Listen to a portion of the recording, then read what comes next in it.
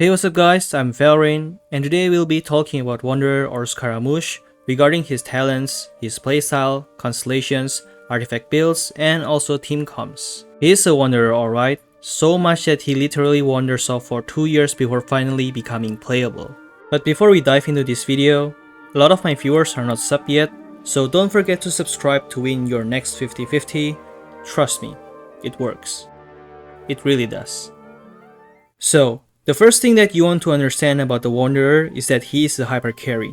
And because he is a Hypercarry, it means that all your other team members should support him while he stays on field to deal DPS to the enemy. His main damage source is from his elemental skill, which lasts around 10 seconds each, with a cooldown time of 6 seconds. So what his elemental skill does is makes him hover in the air and lets him do higher normal attack damage and charge attack damage. But a lot of people made the mistake thinking that leveling his elemental skill to the max is better than leveling his normal attack skill. What is written here on the skill description is that his elemental skill lets him do a higher attack percentage from his normal attack and charge attack. To show you what I meant, here I have Wanderer at level 6 elemental skill with a level 2 normal attack skill. And then, here's his damage at level 6 elemental skill with level 3 normal attack skill. As you can see, normal attack level affects the damage output of your elemental skill, so leveling his normal attack is as important as leveling his elemental skill, so don't go all in on his elemental skill level while forgetting his normal attack skill level. Also, while he's hovering, he cannot do any plunging attack. I don't know if this is some kind of Harbinger's curse or what. Child also can do plunging attacks while he's using his elemental skill. And before I said that his elemental skill lasts 10 seconds, right? Well, that is if you don't sprint nor increase the hovering height. It costs a huge amount of stamina, and instead of 10 seconds, you'll probably only last around 3 to 4 seconds doing that. But his Ascension 4 passive gives him a chance to trigger the descent effect. What this does is that it gives you a chance to not consume any green stamina when you sprint mid-air, and it will fire 4 wind arrows that deal 35% of his attack. And one more thing you need to know about his elemental skill is that when he's hovering, he's very vulnerable to interruptions. And if you're knocked down, you will lose some time before hovering back up, and it means a DPS loss. If you try to use sprint without having his Ascension 4 passive being active, you will lose a huge chunk of your stamina, which also results in DPS loss, as it means that you can use less normal attack while hovering. So having a shielder here is really important, as not only it protects you from taking any damage, but also to provide stability when DPSing. Also, when casting his elemental skill, if you have his Ascension 1 passive, Wanderer will absorb any elements around him with a maximum of 2 that will give him certain buffs. Hydro will increase his green stamina cap by 20, so with the initial 100, it will become 120. Pyro will increase his attack by 30%, which is really huge. Cryo will increase his crit rate by 20%, and Electro will let him recharge his energy by 0.8 for each attack that hits the opponent every 0.2 seconds. But as I have stated in my previous video, elemental absorption has their priorities. The highest priority goes to Pyro, and it goes like Pyro, Hydro, Electro, and then Cryo. So here I will cast Rosaria's Q, which will summon a Cryo field, and then Bennett's Q, which will summon a Pyro field. And I will stand beside the water body, which is Hydro field, and when I cast his elemental skill, he'll absorb the Pyro and Hydro since it has the priority of 1 and 2. But if I just cast Rosaria's Q and stand next to the water body, Wanderer will absorb Cryo and Hydro as they have the 2nd and 4th priority. And this just demonstrates how hard it is in actual combat to get the buffs that you want, because there are so many factors out there that could apply elements that you don't want, resulting in Wanderer absorbing the wrong elements. Last but not least is his elemental burst, which is just an animal burst damage that hit 5 times. And that's it. It can still swirl, but other than that, there's nothing really special about it.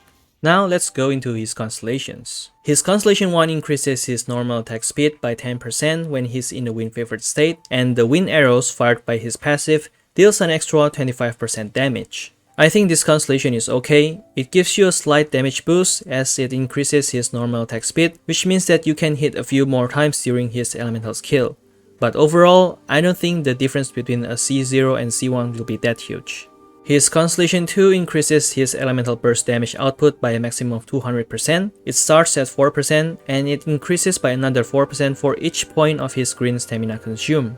So if your maximum stamina is 100, then you want to make sure that you have consumed at least half of it before casting your elemental burst, as it will get the 200% damage bonus buff from this constellation. Since his ultimate burst alone is mediocre, having extra 200% is a huge damage boost. His Constellation 3 and 5 is just talent level up. His Constellation 4 adds a random buff to his Ascension 1 passive. So if you previously have triggered 2 of such elements, you will get another 1 untriggered element at random. This Constellation itself is okay since it gives you buffs at random, but it is helpful in certain situations where, say, you cannot get Pyro or Cryo infusions. Having this Constellation will give you a chance to obtain them.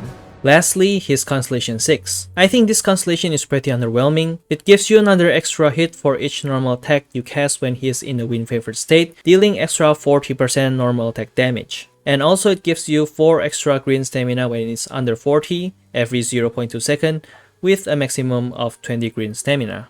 Why this is underwhelming is because 40% of normal attack damage is really not that big.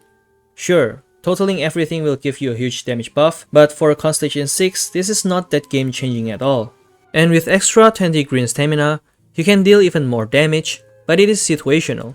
It will only trigger when your energy is under 40, so it means that if you cast your elemental burst before 40 and it forces you to descend, you won't get this extra 20 stamina. For me personally, if you're going for his constellations, I think C2 is where you stop, or Constellation 3 if you want to get some more damage boost to his elemental burst, as his C4 and C6 are not that game changing at all. Now let's get into his artifact sets. For Wanderer, you want him to deal as much damage as he can, as that is what he does. So for the Sands, you want to get attack percent, and for the Goblet, you'll want animal damage bonus, and the Circlet is just like the usual, you go for either crit rate or crit damage depending on what you need.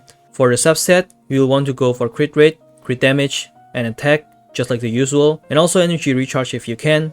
But don't focus too much into energy recharge because his elemental burst damage is not that great, so you don't want to focus your build around his elemental burst. And for the artifact choice, the new artifact set, Desert Pavilion Chronicle is his best installed artifact. It gives you animal damage bonus and also attack speed, normal attack damage, and charge damage bonus. It just gives you everything that your Wanderer needs. The second option is the Viridescent Venereer. It is also a good choice for him if you can get any good Desert Pavilion pieces yet. It gives the animal damage bonus that you need, and also the resistance red that could buff the damage of your other party members, like if you're using Xingqiu, Yelan, Xiangling, etc. for example. Horpish Shiminao is also good on him because it increases your attack and also increases your normal and charge attack damage by 50% at the cost of your energy. But as I have stated earlier, Wanderer's elemental burst is just mediocre and it also forces you to descend, so casting less elemental burst is actually not that bad. 4 Peace Echoes of an Offering is the last thing you want to pick, since there is an element of randomness in the buff effect, meaning that at worst case scenario, you'll only get the normal attack buff every 4 to 5 hits. For his weapons, the new 5-star Catalyst without a doubt is his best installed weapon, as it is literally designed for him. So I won't talk much about it. Lost Prayer to Sacred Winds is a good 5-star option, as it increases your crit rate and also increases your elemental damage. Skyward Atlas is also great, as it gives you the attack percent that you need, and also increases your elemental damage bonus by 12%, which increases Wanderer's overall damage since he only does elemental damage. Memory of Dust is not bad, and if your team consists of a shielder, Wanderer can benefit from the attack bonus that it gives. Kagura's Verity's passive unfortunately doesn't give Wanderer anything at all, so this weapon is basically just a stat stick for him. Still good though if you don't have any other good weapons. Witch Sith is also one of the best 4-star options for him. It gives you the crit damage that you need, but again, the passive is randomized. So you might find your damage to be lacking if by any chance it rolls into Elemental Mastery. Solar Pearl is also good, but it's really hard to maintain the passive's uptime. Not only does it last for 6 seconds, but it also requires your elemental skill or elemental burst to hit the enemies for it to activate. Dodoko Tails is probably the best 4-star options for him if you have it. The only downside is that you might need to focus on finding crit rate or crit damage subset in your artifacts, since this weapon provides attack percentage bonus. And last but not least, let's dive into his team comps. Scaramouche is a Hypercarry, so all your team should be built around him. He's an animal DPS, so you could care less about elemental reactions. The first one that we have is Scaramouche Hypercarry. Since he focuses so much on normal attack and charge attack damage, having 2 Pyro units to activate the Pyro Resonance is great. And fortunately, Bennett is a Pyro unit that buffs your attack and also provides healing. Another character that is almost forgotten is Thoma.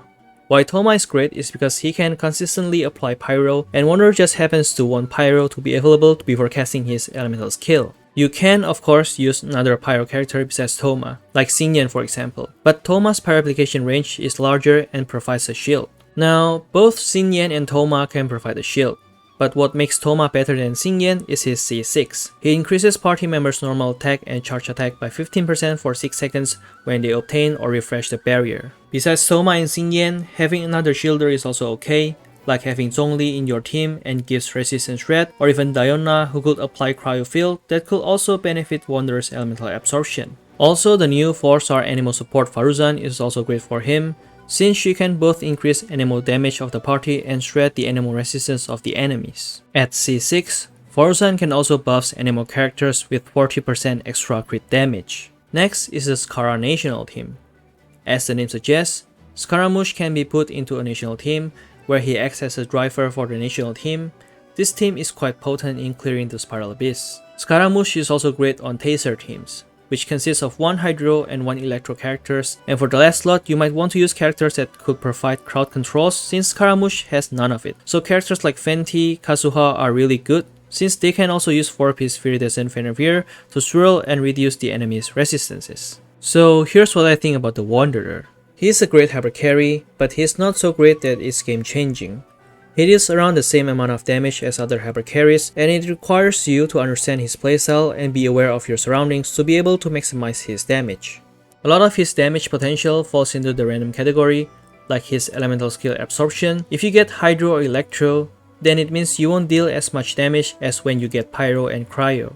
And even if you have a perfect setup, anything could happen before you cast your elemental skill, making anything that you set up useless. Even his wind arrows are triggered at random, starting from 16% chance and ending 12% chance for every normal attack hit every 0.1 seconds. But even with all that, I can still say that he's a great character. He can dish out a lot of damage, and even his playstyle is very fun and unique. With all those hovering, you can have a lot more possibilities to travel the world or fight the enemies. That's it for today's video. I hope you enjoyed. If you do, please don't forget to subscribe to this channel as it helps the channel to grow. Hope you guys have fun, and see ya!